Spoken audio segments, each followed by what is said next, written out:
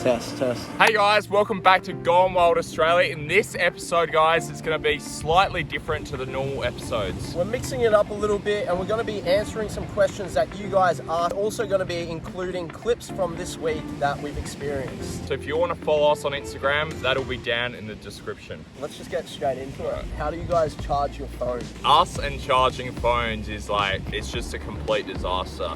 So basically, we used to charge our phones directly through the cigarette lighter in the car. Every night before bed, because we only have one charger, because we're not organised, we'd drain the car battery. So we kept jump starting it with another solar battery every single morning. But it's just a complete nightmare. We've been on the road for 7 months and we still only have one iPhone charger. We usually use an iPhone charger one at a time, which is really frustrating because we only get it to like 15% each before we take the charger off each other. Along with service and not charging our phone, we find it really hard to be able to connect to people back at home. So there's the answer to that. Do you ever get homesick? The last couple of days, actually, I've been pretty homesick. I think it's because I know that I'm going back home. Usually when I go back home once every 2 months to see my family, I start getting road sick and I can only be at home for like 10 days. So sometimes I miss home, but I really enjoy And just to cover that on my behalf, I feel like the last 2 weeks we've been in in a main city, and I feel like I don't like that as much as being out in the bush. I just feel like the city is too hectic, and I think because we've been so used to being in the bush for months, coming to the city was like a bit hectic. Coming into the city, there's like a lot of time constraints and pressure, deadlines and schedules. And then when I'm out in the outback, there's just no pressure. Do you love it? And is it tiring sometimes? It's very, very tiring. The thing that I quickly realized within a month of being on the road is it's not like you finish your day of work or filming or whatever we're doing and then you can go to your living room. It's either you're sitting in the car or you're in your tent. There's no, and because we could sit around under the awning, but because we work together, we're with each other all day, every day, 24 hours a day. Most of the time, around 4 or 5 o'clock, we just want to go to sleep. Or just chill in our own tents. What's the hardest part of living on the road and what's the best part? Hardest part is not being under a roof and not having a bed. I hate my swag. My swag is the worst thing ever. So last night, got about an hour of consistent sleep. It was raining for about 6 hours straight, non-stop. My swag ended up flooding. Today I'm absolutely wrecked. I ended up just sleeping in here. I moved in here at around 6 a.m. It's currently 8 a.m. I feel like this is just as hard as a survival challenge right now. Probably 40km/h winds last night. Got about an hour's sleep, feel like shit. Migraine all night. It was just a disaster. And we blame this city council guy. Oh, we're both wrecked, aren't we? Yeah. Oh. Everything. One of the most stressful thing about not being under the roof is not knowing where you're going to camp. 2 nights ago, we got punished for not living under a roof. At 1 a.m. in the morning, we got woken up by a city council officer and all of our stuff was out. So we had to wake up out of our dead sleep and we were so tired and pack everything up. And the council's just come. We're not supposed to be camping here, so they full flash torch on our tents and they're like, pack up, we're going to stay here until you guys leave. Let us go. We're not doing anything wrong. We've had enough. I'm so tired. How can you do this to someone? We're just wrecked. It's 1 a.m. You look terrible. Yeah, thanks. The petrol, we're so tired, we just want to go to sleep. Once again, we have no water. And this time, it's not that we don't have any water, we have no liquid at all. I'm dehydrated. What? I do remember. We have one Canadian club. I'm not drinking that. It's liquid. Yeah, I'm gonna wake up even thirstier. You're like, wow,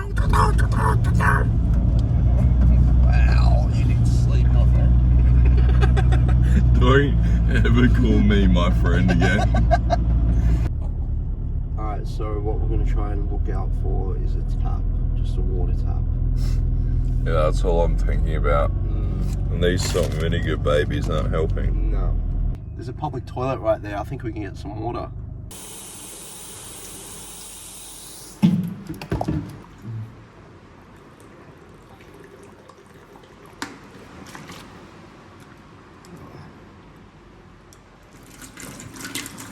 I don't think that's good. No one ever said living on the road was easy, so that's me for the night. It's like, you sit in this right now, this is what I'm waking up to.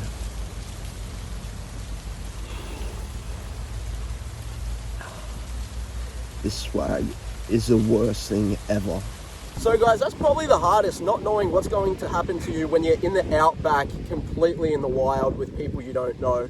I'd probably say the best thing about it is just seeing things you would never see in your life. We really actually give up all of our luxuries, all of our comfort, but we're living such a fun, adventurous life. And we're living a life that not many people can live. How do we make money? So this is probably the question that we get the most. How do we make money on the road? How do we make fuel? So don't get me wrong, it's been hard. That's why we appreciate all of our Patreons. How we make money is through brand deals, occasionally the odd brand deal. We're actual sale representatives on the road for two companies, one being a fishing brand and one being my dad's company. Whatever town we're going through, we stop at the shops and try and sell them either fishing shirts. We basically sell wholesale and then get a commission from both companies. It's pretty slow at the moment, mainly because we're focusing a lot on YouTube because this is our passion. Yeah. But we need to start really making money, so I think we got to start really buckling down on the sales. And guys, we're so bad with spending. We'll rock up, we'll wake up and we're like, first thing, oi pie, oi coffee. So our spending money management isn't great. And guys, if anyone works for a meat pie company and would like to sponsor us, you would be saving us thousands. We are trying to get better with the money side of things, and I have been cooking a lot. And one thing that I've learned on the road is that I really appreciate and enjoy cooking, just new recipes, making new flavors. Why don't you try and start learning how to make a meat pie? Actually, that would actually be pretty cool. Yeah. Or we could even make like a fish pie. Yeah, yuck. One of the best things we did instead of spending all our money on meat pies is we went and bought, we actually went and bought 6 Wagyu sausages for $10 with bread and sauce and stuff. So I whipped Brooke up a lovely breakfast. Check out this clip.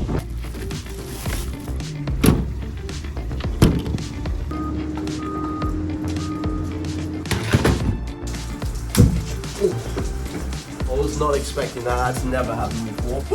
That gave me a heart attack. Sausages and bread, it's just so cheap. $5 each. We get like 2 or 3 meals. Yeah, today I'm cooking outside a public toilet.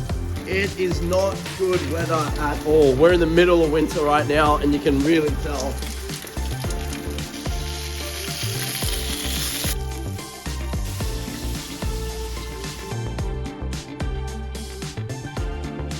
And that is how you make some bin sausage sizzle, guys. Here you go, mate. Oh, you absolute jet. Oh. Where is the best place so far to catch a fish? Hands down, WA. We fished so long in SA, Victoria, Northern Territory, and we'd be out for 6 hours straight. As soon as we got to WA, flick a line in. If it's not the first cast, it'd be before the 10th cast. And Brooks caught a lot of fish in WA. We've caught our first coral trout. Check this out. We think it's a coral trout, so sure it's a coral trout. if you know a bit about fishing, put it down in the comments what fish you think this is. Rolling. I don't know what fish that is. Dude, can you believe it? Hook this. Oh, he took his beanie off. Dude, eat it. Dude, piss off. Oh! Oh! Oh! No, I'm putting in your rooftop. No, it's closed. Hey. No, dude. I don't know what it is. I'll It's stop. poisonous. I'll stop bragging. I'll stop bragging. Yeah, I'm never going to sleep when you're fishing again. I learned my lesson. the hard I way. did. I was a few beers down too, so I was vibing hard. Yeah, you were vibing.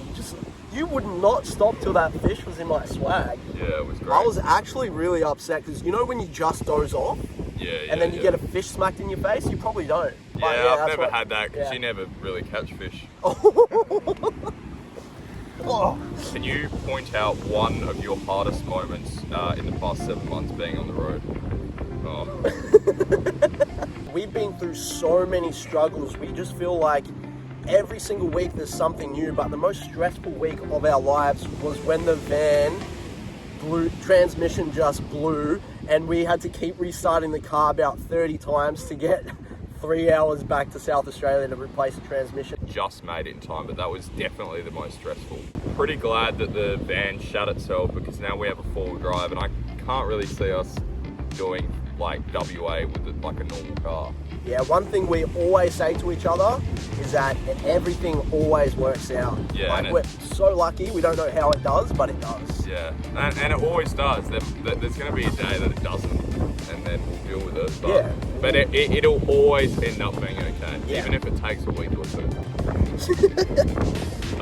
Next sort of week or two is going to be a bit all over the place. Bo is actually flying back to Victoria. I'm staying in WA, and I'm bringing a friend on the road. Hopefully this trip goes a little bit more to plan. What are you getting up to? So I'm going back to Victoria for my birthday. I'm just looking so forward to seeing. He's bringing another girl on the road, and she's a real pretty girl, like makeup, nails. So I'm actually looking forward to being at home, celebrating my birthday, and watching Brooke and seeing what he gets up to with Oh, Tiana. it's gonna be, guys. Just say jet skis and camels. Yeah, it sounds like the perfect But if it doesn't, birthday. Yeah. do you reckon it's worth packing up and completely starting fresh? That's a great question. I reckon it's worth packing up and starting completely fresh if you have a plan. If you have everything sorted out and you've got everything done and you've been planning for a while to start fresh. You can't just pack up and start fresh if you have no plan, no goals. But I definitely do think if you get everything together, you pack up and you go see things, 100%. It's definitely worth getting that refresh and seeing the world, but you can't go into it without a plan. Yeah. 100%. So guys, that is the end of the video. Hope you like this new concept. We think we might do this, every few months? Yeah, just like a every few months. recap. If you did enjoy it, guys, put down in the comments, because the comments, we read them all. Yeah. And It's a big motivator for sure. let's try 100 likes. I think we've come close on a few videos to 100 likes. 100 likes on this video. Just stay till the end. Let us know, and we'll see you In the next. Hey, okay, let it be known. I'm working hard when I ain't on the phone. This ain't a home, this ain't a phone. Grind never stopping, I'm keeping it cold. Unlocking the door with the holy key. You supposed to be this close to me, and hopefully you understand G.O.D. Maybe this cold and I'm talking like no degrees.